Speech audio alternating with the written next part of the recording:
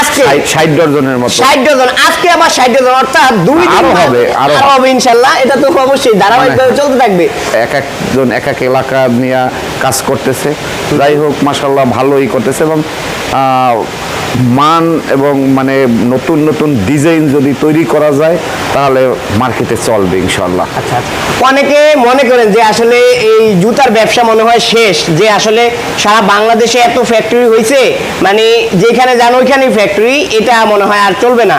সোহাগ ভাই কিন্তু এই 1 মাস আগে আমাদের কাছ থেকে মেশিনারিজগুলো নিয়ে তার ব্যবসাটা শুরু করছে এবং তিনি এই জুতা তৈরি করে যখন তার মার্কেটে নিয়ে গেছে প্রথম দিন ফার্স্ট ডে, এটা কিন্তু একটা চ্যালেঞ্জের ব্যাপার যে প্রথম দিন সে 100 ডজন মালের অর্ডার পাইছে। এবং আজকে কত পাইছেন?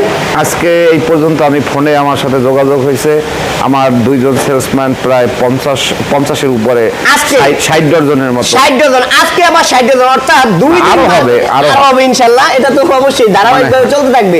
2 দিনের ভিতরে উনি প্রায় 160 ডজনের মালের মতো অর্ডার পাইছে এবং এটা ওই ওনার বরিশালের ভিতরে শুধু। তো যারা বলতেছেন যে আসলে জুতা বিক্রি হয় না বা বিক্রি হবে না, এত কারখানা হয়েছে, আমি ফ্যাক্টরি দিলে কি চলবে কিনা, এটা আসলে সম্পূর্ণ ভুল ধারণা। আপনার প্রোডাক্ট চলবে কি চলবে না সেটা আপনার উপর ডিপেন্ড করবে, আপনার মার্কেটিং সিস্টেমের উপর ডিপেন্ড করবে। যারা সুন্দরভাবে জুতা তৈরি করে একটা কোয়ালিটির প্রোডাক্ট তৈরি করে মার্কেটে নিয়ে যাবেন, যদি 10 জনের মাল চলে আপনার মাল অবশ্যই চলবে। যেটার বাস্তব উদাহরণ আমাদের সোহাগ ভাই। তিনি তার ফ্যাক্টরি এমন না যে 1 বছর হয়েছে বা 2 বছর হয়েছে, এরকম না, মাত্র 1 মাস শুরু করছে এবং 1 মাস শুরু করি না, 1 মাস হয় না, আর কম, মানে গত সপ্তাহের ভিতরে উনি শুরু করে এই কালকে ফার্স্ট টাইম মার্কেটে মাল নিয়ে গেছেন।